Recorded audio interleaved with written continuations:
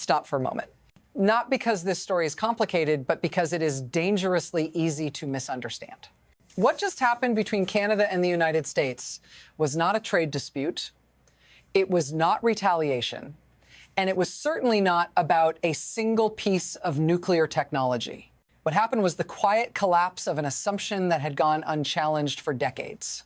An assumption that access would always be guaranteed, that capacity could be outsourced without consequence. That power would remain centered where it always had been. When Canada said no, the shock in Washington was not procedural, it was existential.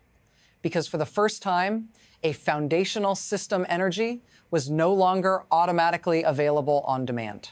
I have watched this pattern repeat across economies and empires. These moments arrive quietly. They don't announce decline, they expose it. If you want to understand why this reaction feels so outsized and why it matters far beyond reactors or tariffs, stay with me, because the real story begins beneath the surface. To understand what actually shifted, we need to strip away the comfortable language that makes this feel familiar. Tariffs, retaliation, trade disputes. Those words suggest a temporary clash inside a stable system. But this was not a clash. It was a reveal. On the surface, Canada restricted the export of small modular reactor technology. Washington objected. That sounds procedural, almost boring. But beneath it sits a much sharper question. Why was the United States planning to rely on external control for something as fundamental as power in the first place? This is not about a single policy decision. It is about how modern economies define strength. For years, strength was measured in size, speed, and financial return. Capabilities that took decades to build were treated as interchangeable. Access replaced ownership. Assumptions replaced investment. What Canada crossed was not a political line, but a structural one, from supplier to system designer. And when that line moved, it exposed how much had quietly drifted out of reach. To see how this happened, we have to go back not to this decision, but to the choices that made it possible. This shift did not happen overnight, and it did not happen by accident. It was the outcome of long economic cycles and policy choices that rewarded immediacy over endurance. For decades, advanced economies told themselves a reassuring story. Global markets would always provide. Specialization would increase efficiency. And strategic capacity could be safely distributed across borders. In that story, Canada played a familiar role. It supplied resources, expertise, components, valuable, but rarely decisive. Design authority, licensing power, and system integration were assumed to belong elsewhere. That hierarchy felt stable because it had been stable for a long time. But economic systems evolve quietly. Investment patterns change. Institutions either accumulate capability or slowly lose it. While one system increasingly financialized its priorities, optimizing for quarterly returns and asset values, another treated energy as a long-cycle public commitment tied to workforce, regulation, and planning. Small modular reactors emerged inside that divergence, not as a breakthrough moment, but as the result of patience. And when the technology matured, the balance shifted not dramatically, but decisively. That is how structural change usually arrives. Not with noise, but with consequences. The moment this became a crisis was not when the restriction was announced. It was when planners realized the implications could not be unwound quickly. Programs stalled. Assumptions embedded deep inside procurement timelines suddenly failed. What looked like a policy delay began to feel like a strategic interruption. Small modular reactors are not abstract innovations.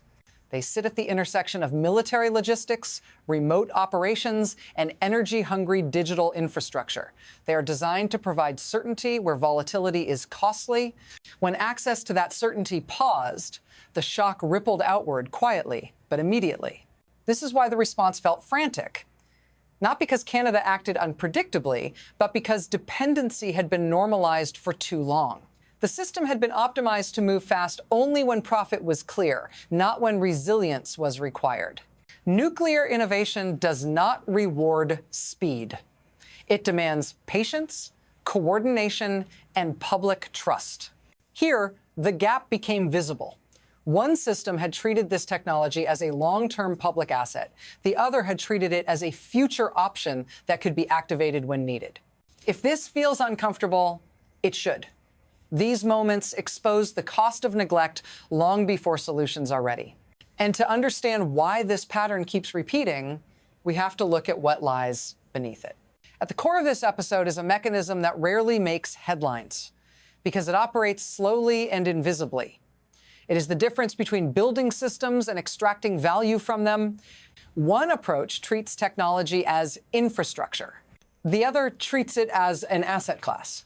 When systems are built as infrastructure, knowledge accumulates inside institutions, regulation becomes a source of stability, not friction, skills compound over time, mistakes are absorbed, corrected, and learned from. Progress is uneven, but capacity remains. When systems are treated as assets, the logic flips. Investment flows towards speed and return. Risk is externalized. Long timelines become liabilities. Expertise leaks outward to whoever pays most in the moment. Over time, the system still functions, but it no longer adapts well under stress. This is what financialization does at scale. It does not destroy capability all at once. It thins it. It turns resilience into an inefficiency and planning into a cost center. The result looks fine until a choke point appears.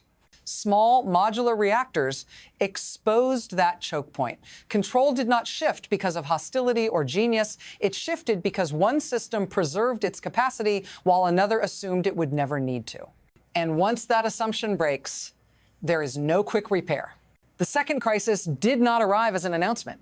It arrived as delay, as uncertainty, as the quiet realization that there was no fast alternative waiting in the wings. This is the most dangerous phase of structural weakness because it unfolds without spectacle. Projects meant to move forward began to stall, timelines slipped, costs accumulated without resolution, and inside strategic planning, urgency replaced confidence. When systems are healthy, urgency is anticipated. When systems are fragile, urgency becomes an emergency. The response pattern was predictable. Calls to accelerate approvals, pressure to loosen oversight, appeals to inject public money quickly into private channels to regain lost ground. Speed became the substitute for structure. But speed without coordination does not restore capability. It often deepens dependence. Public funds move faster than institutional learning. Oversight thins just when it is needed most. And the same incentives that hollowed out capacity in the first place are reinforced under the banner of necessity. This is why the second shock matters more than the first. It reveals not just vulnerability, but reflex. A system that cannot pause, plan, and rebuild will always respond to stress by improvising. And improvisation is not sovereignty. This is where the story stops being abstract and starts touching your life directly. Because when strategic systems weaken, the consequences do not land on policy memos, they land on people. If you live near a military base, an industrial hub, or a major infrastructure project, energy uncertainty is not theoretical. It means delays. It means higher costs passed quietly down the chain. It means projects that start and stop, jobs that never quite stabilize, plans that are always provisional. You are told these disruptions are temporary, that the system is adjusting. But adjustment is not the same as recovery. And fragility has a habit of becoming permanent when no one is willing to name it. What makes this harder to see is that the burden rarely falls on those who made the decisions that produced it. It falls on workers asked to be flexible, on communities asked to wait, on households absorbing price volatility created far away by incentives they never voted on. If this feels unsettling, it should. Because these systems were supposed to provide predictability, not anxiety. If you want to keep making sense of how structural choices quietly shape your daily life, stay engaged. These are not side stories. They are the main plot. And from here, The effects do not stop at borders. Once you widen the lens, it becomes clear this is not a bilateral issue. It is a signal moving through a tightly coupled global system. When one advanced economy discovers it no longer controls a critical technology, others begin recalculating quietly. Energy decisions reshape industrial decisions. Industrial shifts reshape supply chains.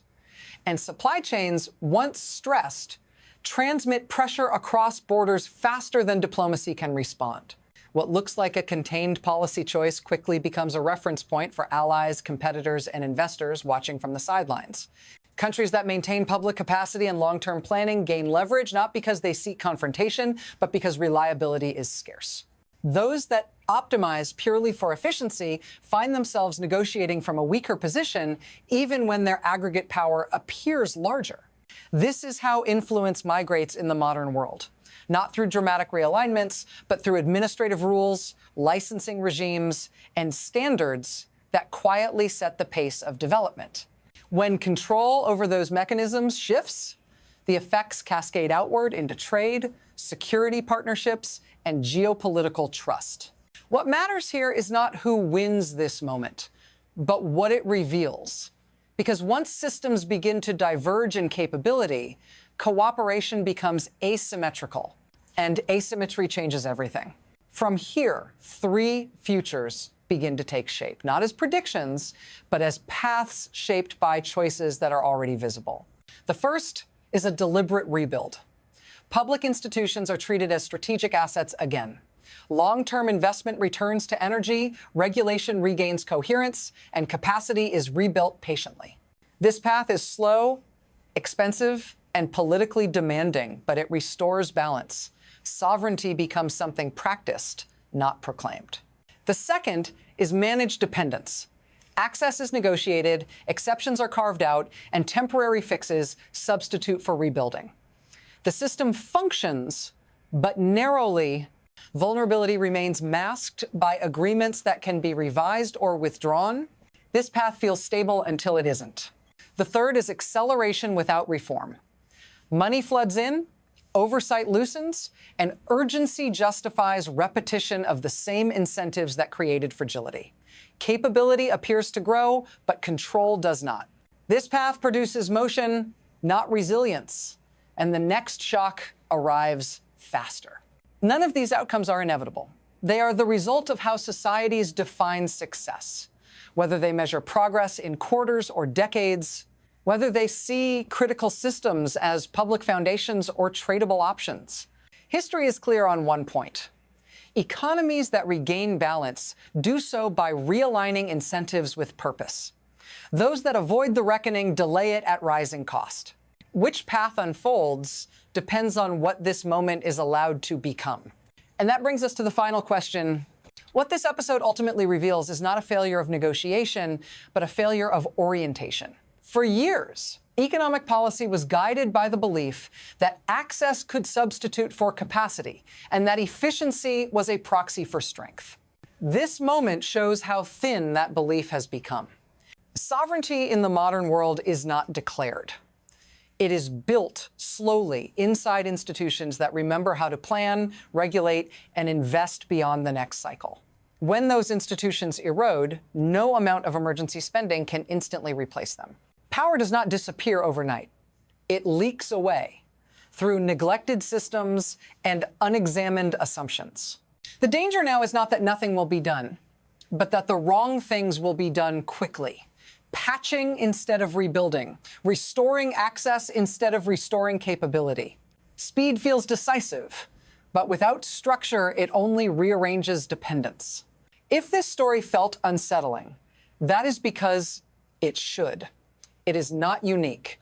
It is a pattern repeating across energy, health, technology, and infrastructure. Once you learn to see these moments as signals, not noise, they become impossible to ignore. If you want to keep unpacking how economics, power, and policy shape the world you live in and what real resilience would actually require, stay with me. The next conversation begins here.